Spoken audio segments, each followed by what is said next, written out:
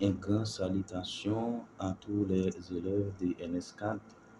C'est votre ami, votre frère, Robinson Era.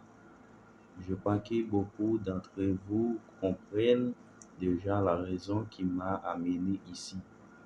N'oubliez pas, vous qui êtes abonnés pour ne rien manquer dans ce qu'ils disent, partagez-les avec d'autres élèves qui n'ont jamais trouvé de professeur de philosophie.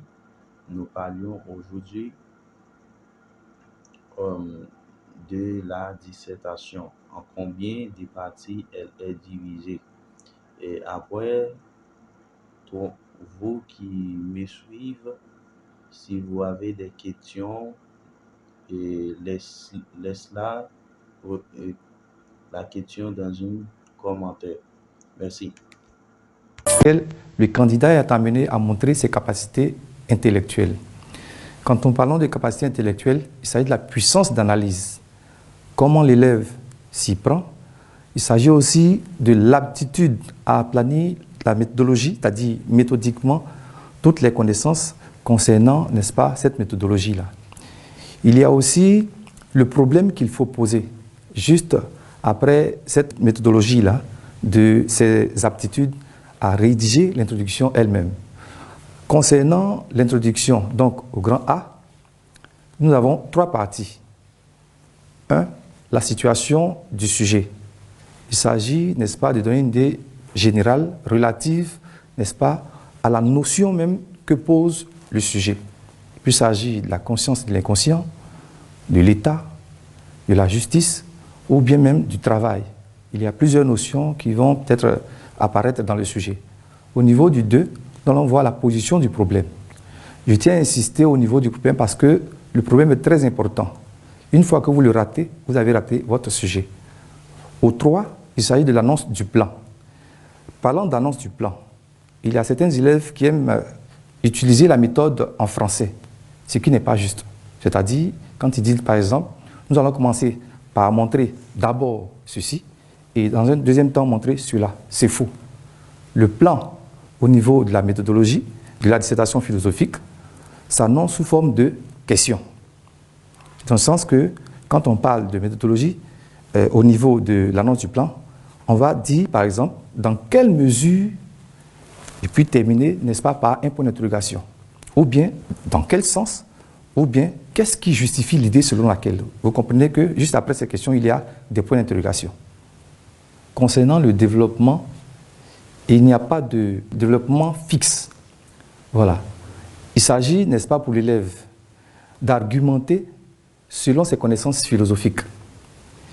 Il a pour but de traiter le problème par rapport aux axes annoncés en introduction. Il ne s'agit pas aussi, n'est-ce pas, de superposer les théories philosophiques. Voilà. Il ne s'agit pas de les superposer. Il s'agit plutôt de donner les arguments concernant les différentes notions que vous avez étudiées en classe. Il ne s'agit pas aussi de se fier seulement au cours.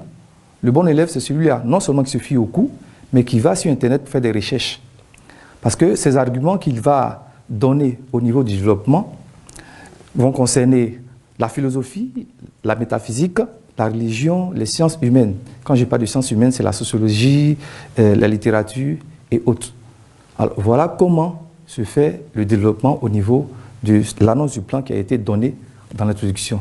Je tiens à insister, au niveau de l'introduction, le plan que vous avez donné, vous êtes obligé de suivre cela.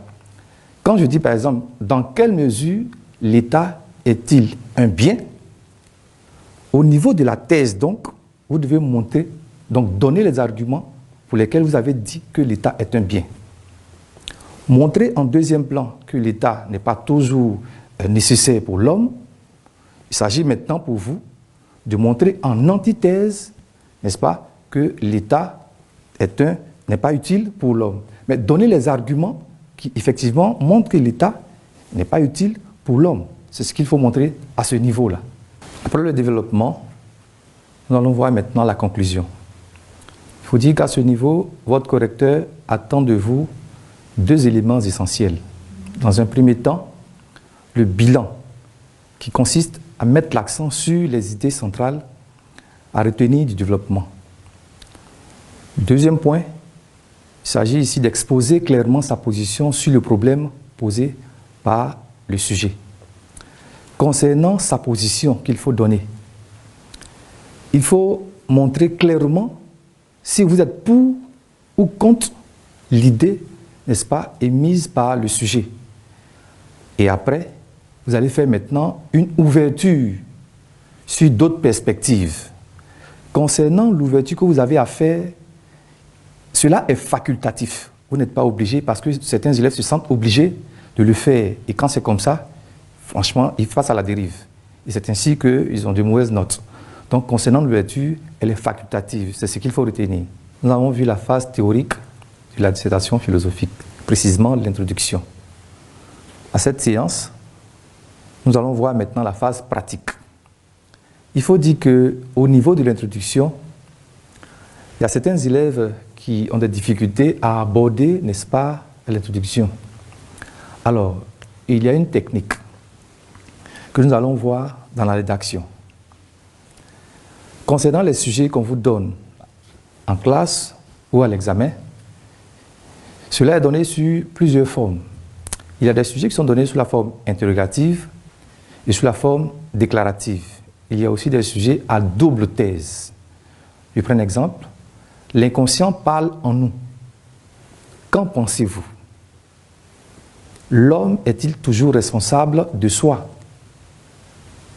Et puis, l'État est-il un mal nécessaire? Concernant le premier sujet, l'inconscient parle en nous. Voilà là un sujet à une seule thèse et qui est donné à une forme déclarative. C'est-à-dire qu'on annonce, on affirme. C'est en ce sens-là qu'on dit que le sujet est donné sous la forme déclarative. L'inconscient parle en nous. À ce niveau, l'élève, dans sa rédaction, est obligé de suivre ce que dit le sujet. Le sujet dit « l'inconscient parle en nous ». Donc vous devez d'abord montrer, n'est-ce pas, que l'inconscient existe d'abord dans le psychisme humain et montrer par la suite que l'inconscient n'est pas, n'est-ce pas, cette seule faculté-là qui existe, mais qu'il y a aussi la conscience qui règne en l'homme. Dans ce sujet-là, c'est ce qu'il faut dire. Dans le sujet, par exemple, qui dit « l'homme est-il toujours responsable de soi ?» Alors ici, le sujet est donné sous la forme interrogative. C'est une question qu'on pose à l'élève. Ici, l'élève a un choix à faire parce que le sujet est donné sous la forme interrogative. L'élève fait commencer par montrer que l'homme est responsable de soi parce qu'il possède une conscience lui permettant de distinguer le bien du mal et après montrer, n'est-ce pas, que l'homme n'est pas toujours responsable par certains actes qui lui échappent. Alors, dans ce cas-là, on voit que l'élève a un choix à faire. Dans le troisième sujet qui dit que l'État est-il un mal nécessaire, il est donné sous la forme interrogative, il faut le retenir. Ici, c'est un sujet à double thèse. Il s'agit ici pour l'élève de montrer, dans un premier temps, la première notion, sinon montrer que l'État est un mal, et montrer après que l'État, malgré ce mal-là, est nécessaire. Si vous avez montré dans votre thèse que l'État est un mal nécessaire, alors vous faites faux. Alors vous faites faux. Donc je tiens à rappeler qu'un sujet qui est donné sous la forme interrogative, ici, l'élève a un choix à faire. Quand le sujet est donné sous la forme déclarative, alors vous suivez simplement la forme déclarative, vous affirmez, vous soutenez, n'est-ce pas, ce que dit le sujet. Au niveau, n'est-ce pas, du troisième sujet, où on a dit que l'État est-il un mal nécessaire, vous avez à montrer ici, n'est-ce pas, le mal de l'État. Le mal que cause l'État concernant les citoyens en société. Il y a beaucoup d'exemples. Et vous allez montrer maintenant en antithèse que malgré, n'est-ce pas, ces mots que nous crée l'État, l'État a besoin d'exister à cause, par exemple, du désordre, du chaos qui existe en société. Voilà un peu ce que j'aimerais dire à ce niveau. Mais pour l'heure, nous allons nous intéresser au premier sujet qui dit « l'inconscient parle en nous ». Dans la rédaction de l'introduction concernant le sujet qui dit que l'inconscient parle en nous, il s'agit, n'est-ce pas, de montrer avec Freud, par exemple, si vous devez commencer par une citation, montrer que l'inconscient, effectivement, existe dans le psychisme humain. Si vous commencez par rédiger votre introduction en donnant une citation, quelle qu'elle soit, vous devez quand même donner un argument ou deux, c'est-à-dire expliquer cette citation-là. Ne vous limitez pas à donner seulement la citation. Parce qu'il y a certains élèves qui font des confrontations de citations. Donc, une fois que vous avez commencé par rédiger votre introduction, vous commencez par une citation, vous expliquez cette citation-là en une ou deux phrases. Juste après cela, vous avez à donner ce qu'on appelle le connecteur logique d'opposition. Le connecteur logique d'opposition vient pour montrer, n'est-ce pas, les insuffisances de l'affirmation que vous avez donnée plus haut. Et c'est ainsi que vous allez montrer maintenant que ce n'est pas seulement parce que vous avez dit en haut, c'est-à-dire que l'inconscient parle en nous, montrer que l'inconscient, n'est-ce pas, détermine les comportements de l'homme. Vous allez montrer maintenant par le connecteur logique que ce n'est pas toujours vrai de dire que l'inconscient parle en nous, mais qu'il y a cette faculté qui permet à l'homme de distinguer le bien du mal qui existe aussi, qu'on appelle la conscience. Dans ce cas-là, vous pourrez aussi prendre une autre citation, n'est-ce pas, pour étayer cela. À ce niveau, nous allons passer, n'est-ce pas, à ce qu'on appelle le problème. Le problème, il est très important. Le problème n'est pas la problématique. Si vous voulez, le problème n'est pas les aspects du problème. Le problème, il est lié au sujet qui est donné. C'est une question que vous devez poser, n'est-ce pas, et puis montrer les insuffisances à travers, n'est-ce pas, les aspects du problème que vous allez donner. On appelle annonce du plan. Concernant le problème, il y a certains élèves qui ont des difficultés à poser le problème et donc ils plaquent simplement le sujet. C'est-à-dire, ils peuvent dire que l'inconscient parle-t-il en nous? Ils ont reformulé le sujet et ils l'ont placé sous forme interrogative qui devient leur problème. Cela n'est pas juste. Alors, regardez bien le sujet. Le sujet dit l'inconscient parle en nous. Ici, on ne peut pas prendre le sujet pour le mettre en tant que problème parce que le sujet est donné sous la forme déclarative. Il y a un point et c'est donné sous la forme déclarative. Dans ce cas-là, on ne peut pas prendre le sujet ici pour dire qu'il est le problème. Alors, si vous voulez le formuler et le placer en tant que problème, vous pouvez dire l'inconscient parle-t-il en nous? Mais là encore, ce n'est pas encore terminé parce que vous n'avez pas encore donné le problème. Et comme je le disais, il y a des élèves qui, n'est-ce pas, ont des difficultés à donner le problème du sujet. Dans ce cas-là, on leur dit de reformuler le sujet qui va tenir lieu de problème. Le problème, je tiens à le rappeler, n'est pas la reformulation. Mais la reformulation peut tenir lieu de problème. L'inconscient règne-t-il en nous, par exemple? Après cela, nous allons parler maintenant, n'est-ce pas, de l'annonce du plan. Ce qu'on appelle annonce du plan, c'est ce que certaines personnes appellent problématique. L'annonce du plan, on peut commencer ici, il faut le dire, par, n'est-ce pas, des petites notions. Dans quelle mesure, en quel sens, qu'est-ce qui justifie l'idée selon laquelle, c'est-à-dire vous pouvez commencer par ces thèmes-là, et puis plaquer maintenant le sujet. Par exemple, en quel sens l'inconscient parle-t-il en nous? Ça, c'est le premier aspect du problème. Nous allons passer maintenant au deuxième aspect du problème. Si vous vous limitez, n'est-ce pas, au premier aspect du problème, vous aurez quoi à dire maintenant dans le développement? En antithèse, il faut forcément donner, n'est-ce pas, le deuxième aspect du problème. Ce que j'ai appelé le squelette. Le squelette, c'est l'introduction. Au niveau même, n'est-ce pas, des aspects du problème. C'est-à-dire que les aspects du problème disent au correcteur ce qu'il faut, n'est-ce pas, développer dans le développement. Et donc, si vous dites dans quelle mesure l'inconscient parle-t-il en nous, ça veut dire que dans votre thèse, vous allez donner les arguments selon lesquels l'inconscient parle en l'homme. Dans le deuxième aspect du problème, il s'agit de montrer ici, et donc dit cependant, ou bien toutefois, l'homme n'est-il pas quelque part responsable de soi par la conscience? Et donc dans ce cas-là, vous n'avez plus à montrer ici la présence de l'inconscient dans le psychisme humain. Donc cette question que vous posez là amène le correcteur à se dire effectivement que vous n'avez pas montré que l'homme, n'est-ce pas, est déterminé par l'inconscient, mais il y a aussi la conscience, n'est-ce pas, qui règne dans le psychisme humain. On parlera ici de rédaction, n'est-ce pas, sous forme dialectique. Donc je tiens aussi à rappeler que les sujets en philosophie sont sous forme dialectique. Donc thèse, antithèse.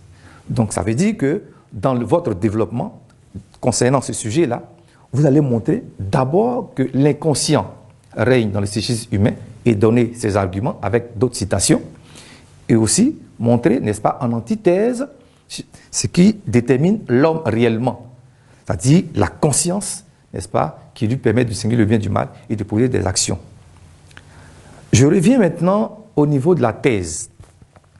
Concernant la thèse, il faut dire qu'il y a certains élèves qui donnent l'axe. Quand je parle de l'axe, c'est-à-dire c'est l'inconscient parle en nous. Ils commencent en écrivant « l'inconscient parle en nous ». Cette forme-là n'est pas juste. Vous devez développer d'abord et donner, n'est-ce pas, l'axe en fin de thèse pour montrer, n'est-ce pas, que vous avez déjà ici montré au départ que l'inconscient parle en nous et dit finalement qu'effectivement, avec certains comportements qui se manifestent en l'homme, l'inconscient parle réellement en nous. Donc, ne plus jamais commencer, n'est-ce pas, par l'axe et puis, n'est-ce pas, donner les arguments. Il faut d'abord donner les arguments et après finir par l'axe. Il y a aussi ce qu'on appelle la transition. La transition, c'est comme un pont jeté, n'est-ce pas, sur une autre rive. C'est une phrase qui permet de montrer les insuffisances de ce qu'on a dit plus haut avant d'attaquer l'antithèse. Concernant l'antithèse, il concerne ici, n'est-ce pas, la conscience sur ce sujet-là. Si dans un premier temps, vous avez montré que l'inconscient détermine l'homme avec ses citations, on va parler de Freud, il y a aussi ses adeptes, n'est-ce pas? Il y a Leibniz, il y a beaucoup d'auteurs qui sont montrés là-dessus. Alors, il faut dire ici, comme je l'ai dit à la séance précédente, de ne pas seulement se fier, n'est-ce pas, aux cours que vous avez en classe. Il faut aussi aller faire des recherches. Le bon élève, c'est celui qui fait des recherches sur Internet. Il y a aussi les annales qui sont là. Donc, ne vous fiez pas seulement, n'est-ce pas, sur le cours qu'on vous donne. Parce que dans le cours, il peut y avoir, par exemple, 4 citations qui peuvent vous sembler difficiles, mais par rapport à vos recherches, vous pouvez avoir encore d'autres citations concernant la notion et puis vous rafraîchir la mémoire. Ça, c'est important. Concernant l'antithèse, donc montrer ici que l'inconscient n'est pas seulement cette entité-là qui détermine l'homme ou bien qui se manifeste en l'homme, nous allons montrer aussi que la conscience est cette faculté-là qui permet, n'est-ce pas, à l'homme de distinguer le bien du mal par certains auteurs aussi qui sont montrés tels que Descartes, n'est-ce pas? On a aussi des auteurs comme Aristote, Rousseau. Donc, avec eux, dans le cours, c'est ce qu'on a pu montrer, n'est-ce pas, dans la notion de la conscience. Et donc, arrivé à ce niveau-là, vous avez aussi à donner des arguments, n'est-ce pas, et donner des citations pour pouvoir expliciter, n'est-ce pas, vos arguments, vos idées. Voilà un peu à ce niveau de la dissertation. Au niveau de la conclusion, comme on l'a vu dans la séance précédente, il s'agit de faire un bref bilan de la notion concernée. C'est-à-dire que vous avez montré que l'inconscient parle en nous, vous avez aussi dit que la conscience plutôt règne dans le psychisme humain. Avec ces deux notions que vous avez montrées là dans le développement, c'est un bref bilan que vous devez montrer, n'est-ce pas, dans la conclusion. Et après cela, n'est-ce pas, faire une ouverture. Alors, concernant l'ouverture, on l'a dit, elle est facultative. L'élève peut faire l'ouverture ou ne pas la faire. Concernant la rédaction du sujet, nous avons vu le développement. Concernant le développement, on l'a dit, il faut d'abord faire ce qu'on appelle l'étude parcellaire. Je tiens à rappeler ça parce que cette étape-là se fait au brouillon, où il faut définir, n'est-ce pas, les mots essentiels concernant le sujet et donner certains arguments. Parce qu'il y a certains élèves qui immédiatement rédigent et après ils demandent encore une autre copie à l'examen. Donc ce n'est pas juste de le faire comme ça. Il faut, n'est-ce pas, prendre son brouillon, faire l'étude parcellaire, définir donc les différents thèmes, n'est-ce pas, et puis donner les citations que vous pensez ou bien que vous avez en tête, vous les recensez au brouillon, et maintenant, dans la rédaction, vous pouvez les introduire. Alors, concernant, n'est-ce pas, la conclusion, ici aussi, il y a possibilité, n'est-ce pas, de donner sa position par une citation. Ça aussi, c'est